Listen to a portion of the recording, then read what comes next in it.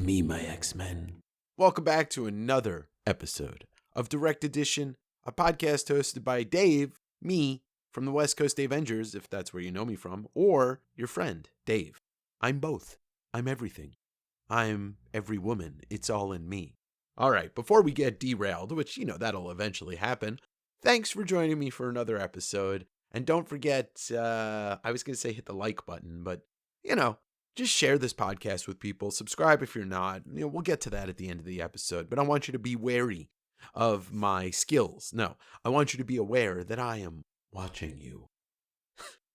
Well, it's Sunday, March 24th, and I was intending to record this last night because I had as the phrase goes, a hair up my ass. I don't understand that. An itch. I guess those, whatever. Let's get away from my ass.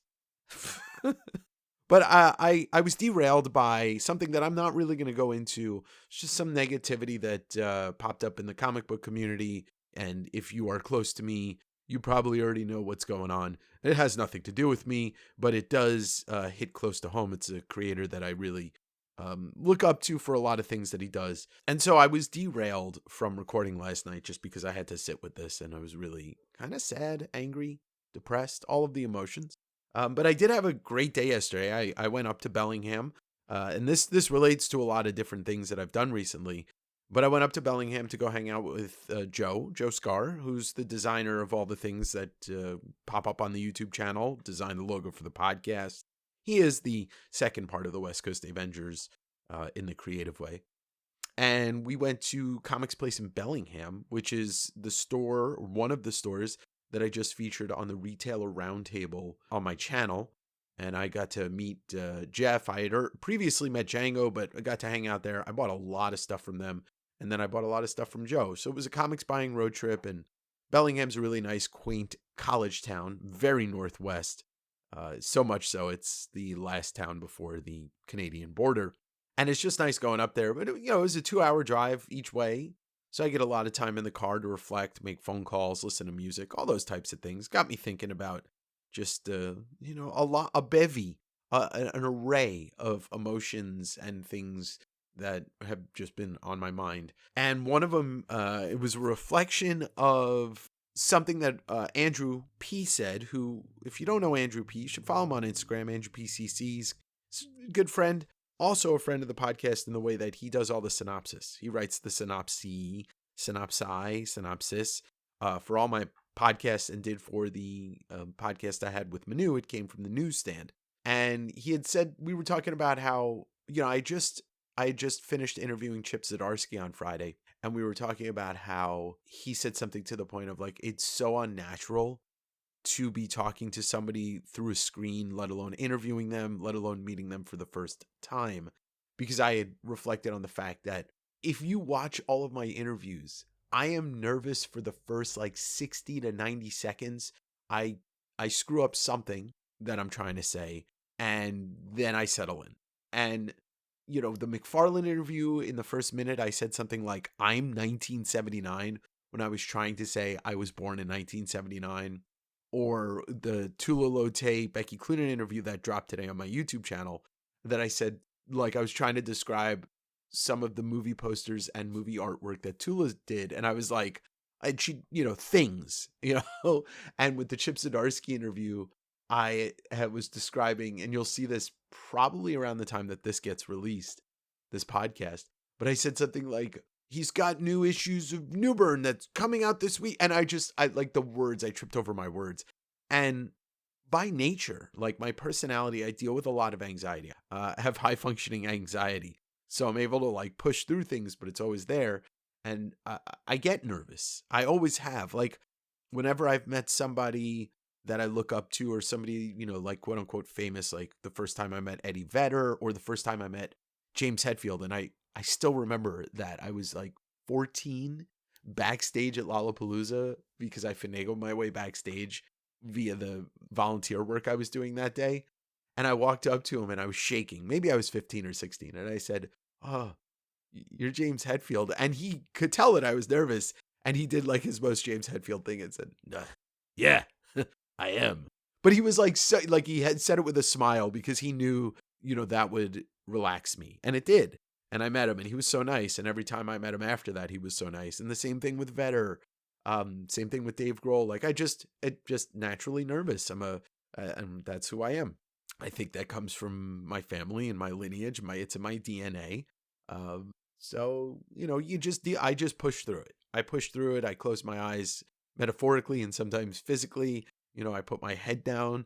I just push through it because otherwise I'd be stuck, never approaching anybody about an interview or anybody about me. Like I would just seriously, I'm looking at my closet right now. I would just hide in there and in the dark. But then I'd get nervous because I would be afraid of the dark or something. But yeah, it's very unnatural to talk to somebody over a screen in a professional capacity, but trying to keep it very, like loose. And I met Becky and Tula, and I met Chip Zdarsky, and it's still different. Like, you just get in your own head, and it's just something like if you suffer from anxiety or bad stress or whatever it is that keeps you from doing something that is unnatural like that, it's just you gotta push through it, because at the other end of it, like, nothing bad can happen. Like, unless you're dealing with a complete asshole or something like that, anybody on the other side of it that's looking at you will have some empathy or compassion to be like, yeah, this person's nervous. And when it comes to people that have been doing interviews or in the limelight, they're used to seeing people kind of trip up because it's part of being human. Like, it's unnatural. And I'm not going to go into like idolization or hero worship, because I understand both sides of it, because I spent a lot of, well, I guess I spent a lot of my time chasing around people for autographs and meeting people, but I like having conversations with them. I mean, I got to have like and there was like 10 or 15 of us in Montreal, but back in 2005, I went to go see Pearl Jam in Montreal and Ottawa. They were doing like this very unique, special Canada only tour. And they played some big venues like Montreal. I saw them at the, whatever it's called now, the Bell Center, the Molson Center. I don't know. And then Ottawa, seeing them in wherever the Senators play. I can't remember the name of that arena. And, those are 16, 17,000 person arenas, but then they were playing smaller 5,000 person arenas in smaller parts of Canada. But anyway, me and my friend went up there, and we stayed down the block from the hotel that they ended up staying in, Pearl Jam. And, that's, me and my friend used to, wait outside hotels and meet people. And it was kind of normal back then. There weren't cell phones. There weren't people shoving cameras in everybody's face and being like, put this on the internet. It was more like, oh, you sign my album, and then ask like, oh, do you mind if could we take a picture together? And so we went to the hotel after the Pearl Jam show, and there was like, maybe it was like 8 or 9 other people there. Most of them were Canadians. I think there was one other American there. And everybody came back and after the show, and everybody was super polite to each other on both sides, and autographs were signed, and the band came back, but Vedder hadn't, and we waited like another 25, 30 minutes, and then he came back. And he just like, he has a security guard, really nice guy, Pete Beadle. I think he's still the head of security for Pearl Jam. And Eddie just came over, like he brought his bag inside, he came over and just hung out with us. I don't think anybody, maybe we got some stuff signed, but he just hung out.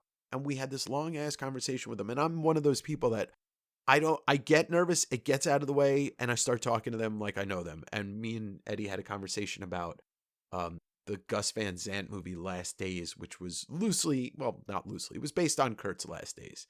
And he hadn't seen it yet. I wasn't a fan of the movie. I still haven't seen it since the first time, and I probably would change my opinion on it, seeing it 15 years older, than when I saw it. But, and at one point, pulled out his American Spirits, started smoking a cigarette, and asked anybody if they want one. I'm like, I'm not a big smoker, but yes. And I said this to myself. I'm like, yes, I will smoke a cigarette with Eddie Vedder. And sure enough, shared a cigarette with him. It was just such a great moment. And, it was nice to meet the person that I've looked up to for, my whole life at that point. Because, like, the way he handled himself when he was younger was a little weird. He didn't want to be in the limelight. He didn't want to be famous.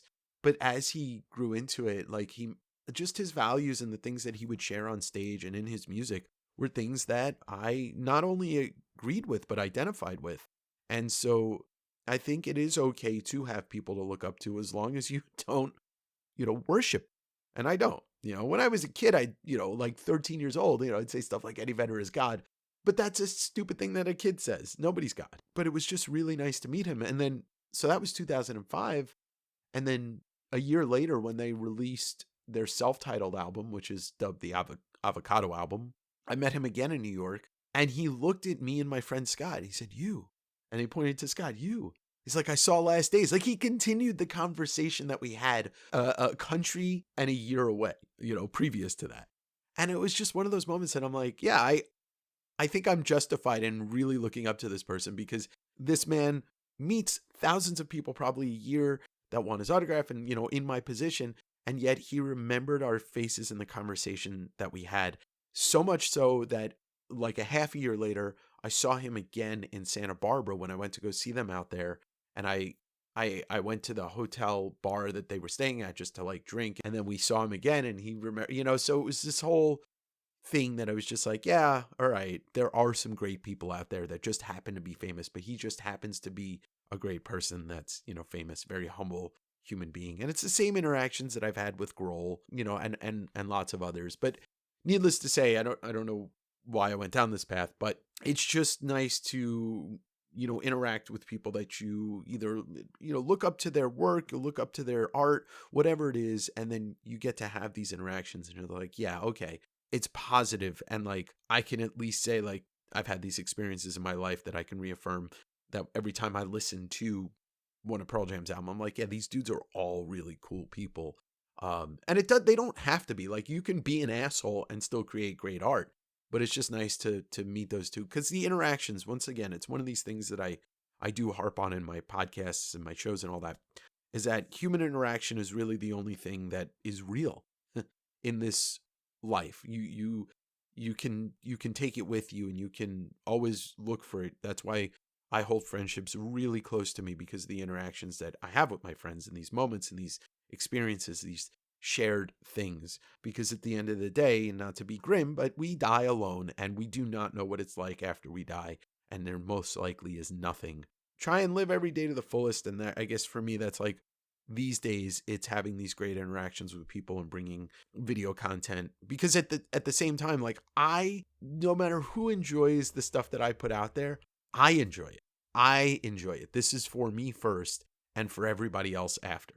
I do get nervous when I share this stuff, and I do get bummed out sometimes because like the videos don't do as well, or the response, or people just don't care. I'm like, yeah, but I take a step back and I realize like, I care. I had great time with this. I'll go back and watch the interview and relive it through my own eyes, via my own eyes. I don't know. That's too meta. I still come to grips, like I said, with the anxiety and the stress and the planning and the restlessness that comes along with it. And it's a lot of times it just sits in my subconscious. For example, tomorrow I scored a live interview with Daniel Warren Johnson, who by every right is the biggest name in comics right now. He is creating story after story that everybody is enjoying. And he really is kind of like one of the big things propping up modern comics. His run on Transformers just ended as an artist writer, but he's still writing Transformers going forward. He's got this Kickstarter that's ending this week, and that's how I scored the interview. Friday, I interviewed Chip Zdarsky. Tomorrow, I'm interviewing Daniel Warren Johnson. And then this coming Friday, I am interviewing comics legend Michael Allred. And it's an insane amount of pressure that I'm putting on myself for these interviews, because I can't let myself go in unprepared, even by a little bit. I can't do that, because it's a disrespect to the person that I'm going to be talking to. And it's a disrespect to my audience, and it's a disrespect to my love of comics. So knowing that I was going to be interviewing Chip, and Chip is somebody that I absolutely love as a creator, but I had kind of stopped reading a lot of modern comics in the last 2 years because I'm focusing on my business, and I'm trying to read just as much as I can history-wise. And so I had to do a crash course in getting current with him, and like that meant reading New Bern. I had finished up Stillwater recently. I wanted to read some of the Batman stuff, Public Domain. So I did, just a lot of reading the last week, and it put a lot of stress on me because I knew that next week I would have to read up on some all-read stuff that I had missed out on. And with Dana Warren Johnson, I've been keeping current, but I do have to read Transformers because I was waiting until it was finished to read it. And so that just leaves a lot of subconscious stress. And I will, like a couple of nights this past week, I slept like 4 hours, and then that turns into me feeling like shit every day until I can get 6-7 hours sleep and get back on track with, I'm good with 6 hours of sleep every night, and I'm good. 7 is great.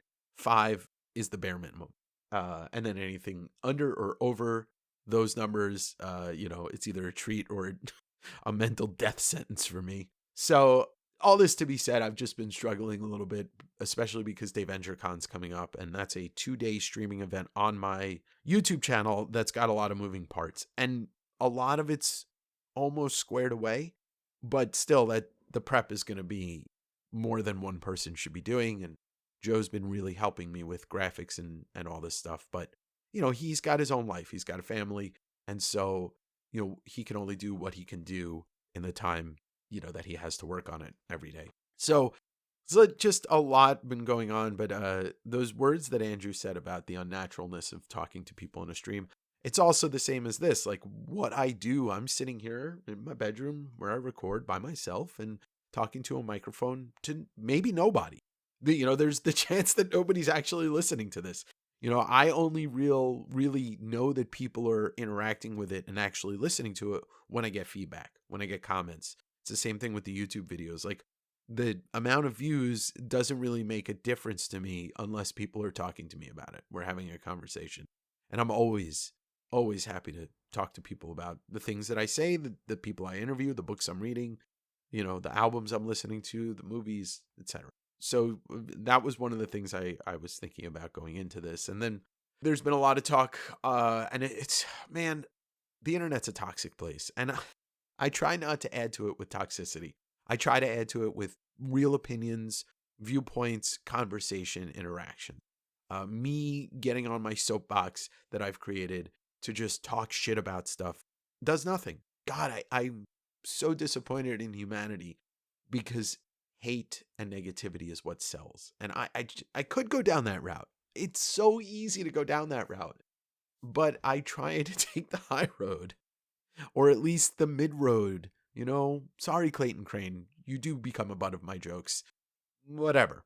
But I did get really into watching the first 2 episodes of the X-Men animated series. And from the get-go, the new episodes, X-Men 97, I went in with the mindset of like, cartoons are cartoons. Like they have a place in my heart. There's a couple that really stand out to me from my childhood that I still can watch. Spawn animated series, Batman the animated series are the 2. I don't consider Simpsons a cartoon. That is more of like, that is just the culture. That is pop culture. That is the zeitgeist. That is, still going. Same with South Park. South Park is I don't look at it as a cartoon. I look at it as a TV show. But I went into the X-Men animated series like, no, this could be good. I tried watching some of the old episodes and they bored me pretty quick. They weren't bad. They just didn't hold my interest. But I sat down when these 2 episodes dropped, and the pre-hate, this wave of hate that comes through the internet before something comes out, it's just so mind-boggling. Like people want to be pre-angry about it.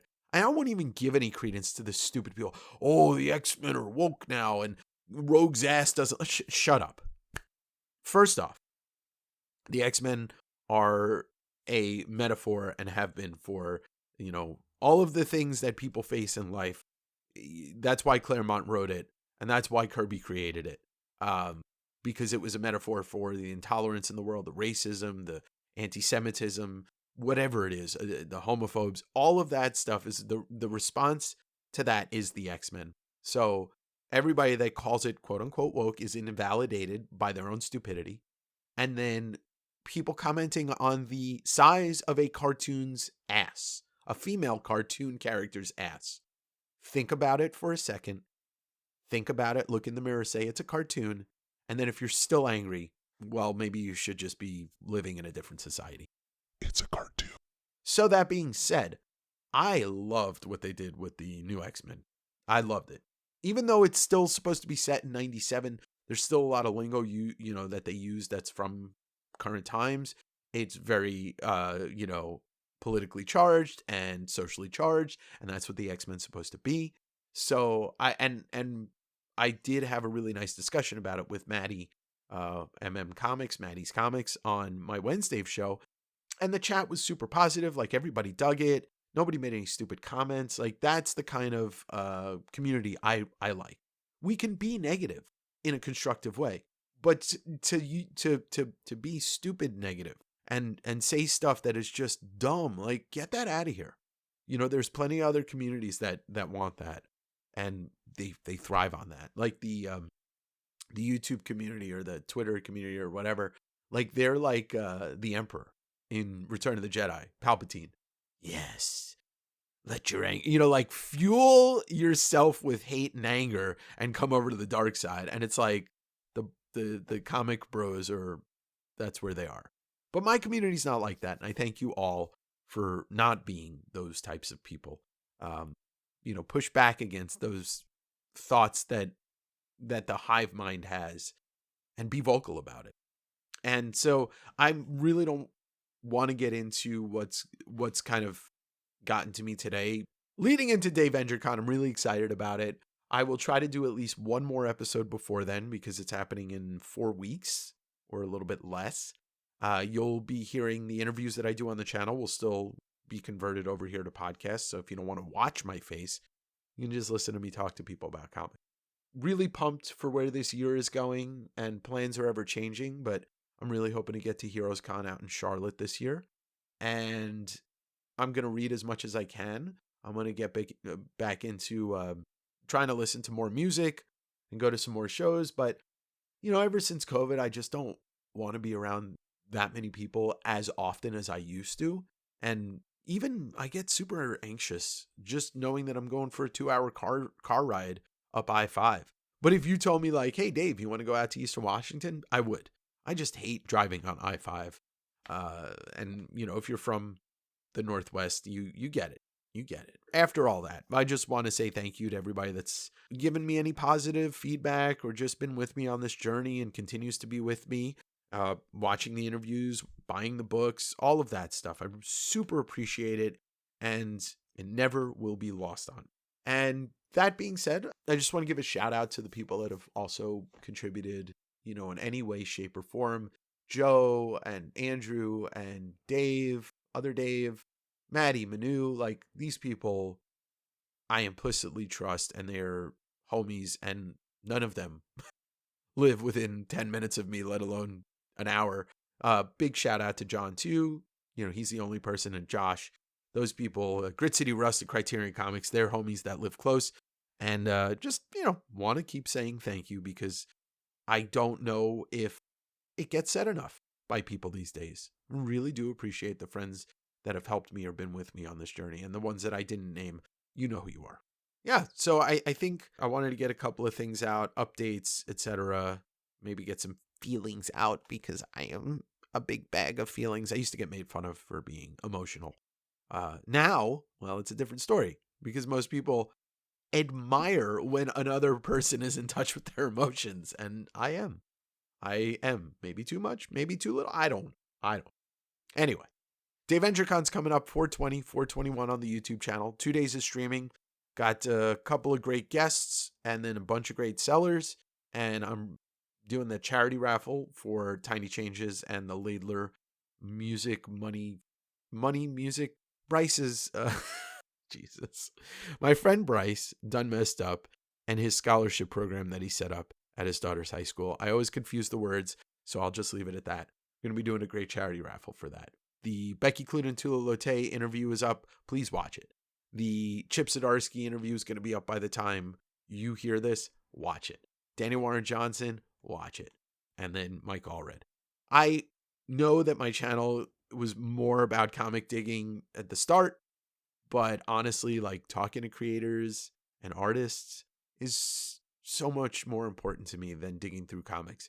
But that content will still be there, and I will still be selling, buying, digging through comics. So don't be afraid. Anyway, I know, a very comic-centric episode mixed with some anxiety and stress and negativity talk. But thank you, everybody, for listening to another episode of Direct Edition. But before you go, please subscribe to it on whatever platform you're listening to it on.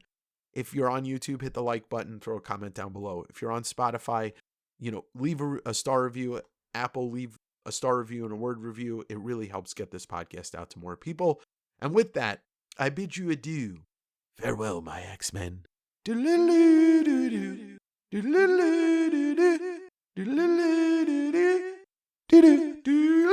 Okay, I'll stop. Bye.